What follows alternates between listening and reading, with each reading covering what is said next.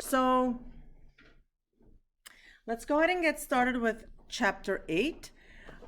Rational expressions or equations are when you have fractions involved, right? So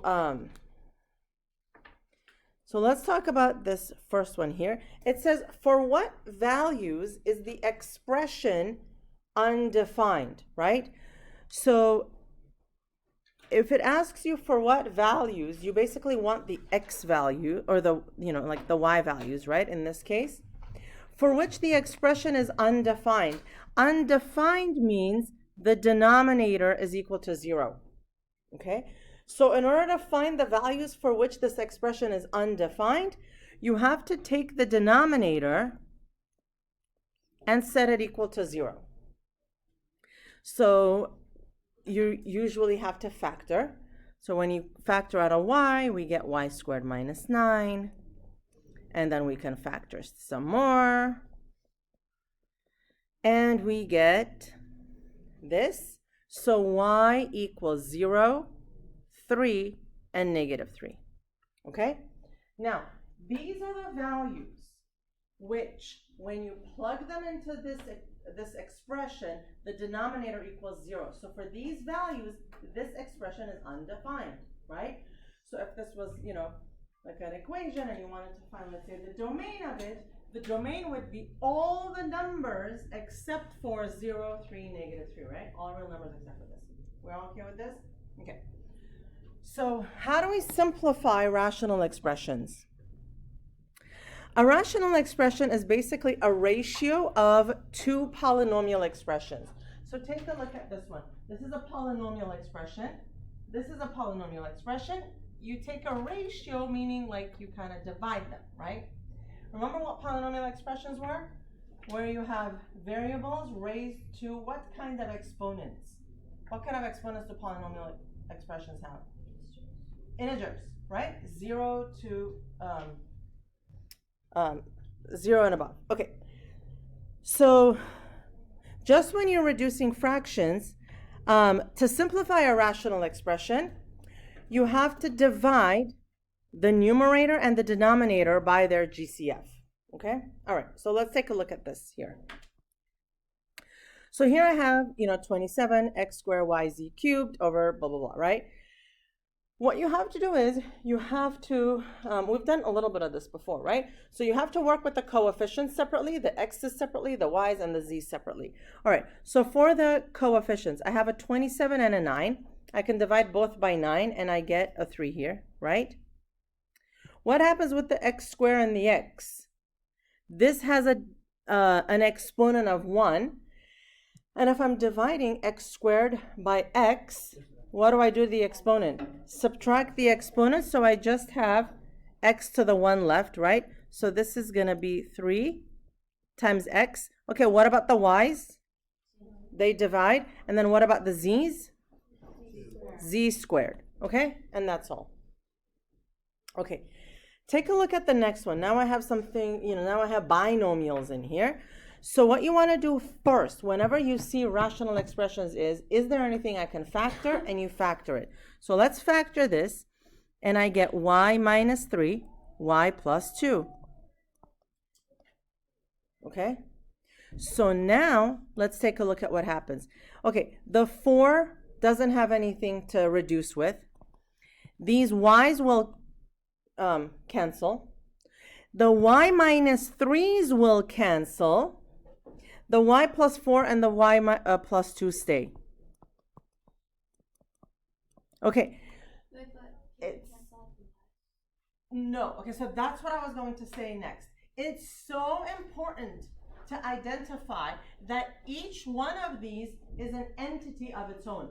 The y, this y out here that I crossed with the red, is an entity of its own. The y minus 3 is an entity of its own, and the y plus 4 is like a whole thing of its own. So the y plus 4 can only cancel out with another y plus 4. You cannot, if something is being added or subtracted to something else, you can't go in there and start canceling y's. Okay? All right. So let's move on. Yes. So let's move on. Okay. Sometimes we can recognize that something is a negative of itself. Two binomials are negatives of themselves. So for example, suppose I had 5 minus 3, right? How much is that? 2. And now suppose I was dividing that by 3 minus 5. How much is the denominator? Negative 2. So do you see how when you divide these, what do you get then? 2 over negative 2, what do you get? Negative 1. So do you see how, when you have 5 minus 3 or 3 minus 4, when you switch it, the ratio is basically negative 1? It's the same thing if you have expressions as well. So if you have a minus b and b minus a, you can pretty much just cancel them out and make it a negative 1. Okay? All right. So let's go over here. So here, can we factor stuff out over here?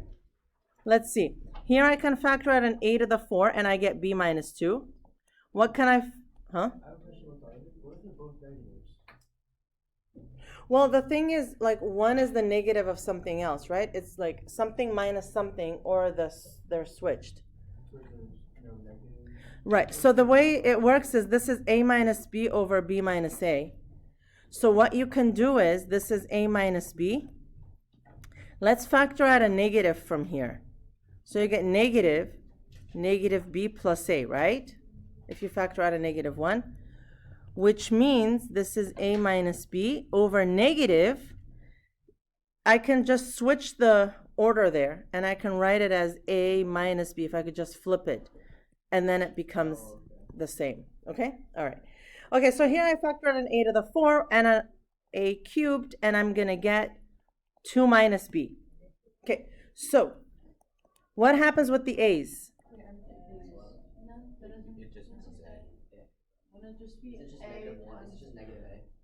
Wait, what? Wait. Hang on. Hang on. Sorry, we're jumping. So from here, I factor out an a to the 4, and I get b minus 2. From here, I factor out an a cubed, and I get 2 minus b. These will be a, you're right. And then, yeah, the b minus 2 and the 2 minus b, that will just be a minus 1. So this will be a times minus 1, which is negative a. Okay? Okay, here in the numerator, what can I factor out? An a and a what? An a and a b, so I am left with what? B minus 5. On the bottom, oh, what is that? You can factor out, you can square root. Not square root. 5 plus b, 5 minus b. It's a difference of 2 squares, right? Here's where all that now comes into play. So 5 plus b, 5 minus b. So the b minus 5 and the 5 minus b will cancel out, but you get a minus 1 instead. So I now get negative ab over 5 plus b. And whether you wrote b plus 5 or 5 plus b, obviously that doesn't matter. Okay. Does the negative just go for the whole? Yes. So, okay. So multiplying and dividing rational expressions. So if you have a over b times c over d, you basically multiply the numerators and the denominators, right? We know this, right? And then if you have fractions being divided by each other, then it's the same fraction times the reciprocal. You guys know that, right? Yes? Okay. However, we can have that in like a different form. So for example, if I have 3 over 4 divided by 1/2 like that, it's the same situation where I get the first fraction times the reciprocal of the second fraction. And then, I can reduce this way, okay? All right, so let's take a look at this one. All right, so here, you are, again, we're going to work with with the coefficients separately and the variables separately. So for the variables, for the coefficients, I have an 8 and a 16. This will be a 2. Okay, so now let's do the x's. I have 1x here and 3 here. So what's going to happen to this? 2x is where? Top or bottom? Bottom. Okay, so here I already had a 2, and now I have x squared. Okay, what about the y's? Cross out one. You can get 2y on the bottom. 1y on the bottom. Oh, yeah, sorry. And then the 21, that didn't multiply with anything, right? Okay, so I'm left with nothing on top. That means I have to put a 1 on top. And then multiply the coefficients, 1 over 42, x squared, y. Wait, why is it? Oh, That'll be 21. y over 42. Huh? Oh, wait, no. It's 1. Yeah. Why does the 21 go to 2y next to the 1? Huh? Doesn't the 21 only, why is it? Well, okay, so each of these are being multiplied by each other. So it doesn't matter where to put them, right? It's basically 21 times y times 16 times x. They're all being multiplied by each other. And then when you have a couple of things being multiplied by each other, you can multiply the coefficients with each other. Okay, let's go to the next one. Why'd you like start that? So you can always cancel anything from the top with anything from the bottom. It doesn't matter if it's on the right or left. Okay, so this is a division one. So first I need to rewrite it. So this is times 6c squared d squared over 5m squared.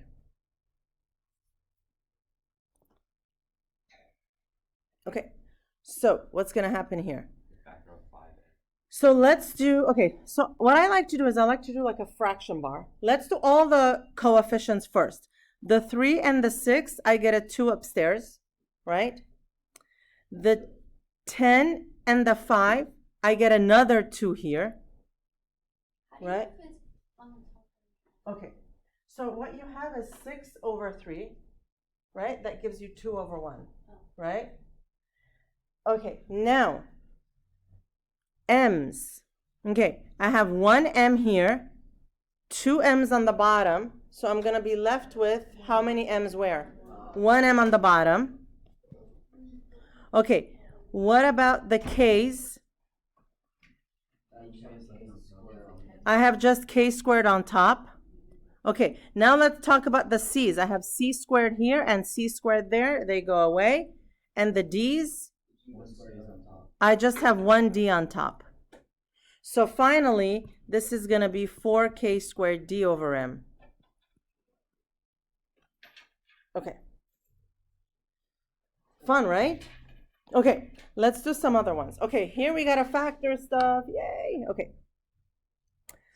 So I'm going to rewrite these. So take a look at what I'm going to do. Because these are being multiplied, technically you can combine them into one fraction like this, all right? As I'm rewriting them, I'm going to factor. So I have k minus 3, but this will be 1 minus k, 1 plus k. On the bottom, k plus 1. And how does that factor? K minus 3 minus 1. Yes? Okay. All right. So now, k plus 1, 1 plus k. This is like the most satisfying part, right? When you can just like get rid of them. But don't go like cancel happy, right? Don't cancel things that shouldn't be canceled. Okay, what else? K minus 1, 1 instead. K minus 1 and 1 minus k, but I'm going to get a minus 1. And what else? K minus 3. K minus 3 and k minus 3. So all together, I just get a minus 1. Wait, oh, is K minus 3 and K minus Oh. 1 just 1? Wait, what? What's K minus 3? Huh? Okay, so take a look at the greens. Look at the greens. 1 minus k and k minus 1. They're both being subtracted but in opposite order. So that cancels and becomes negative 1.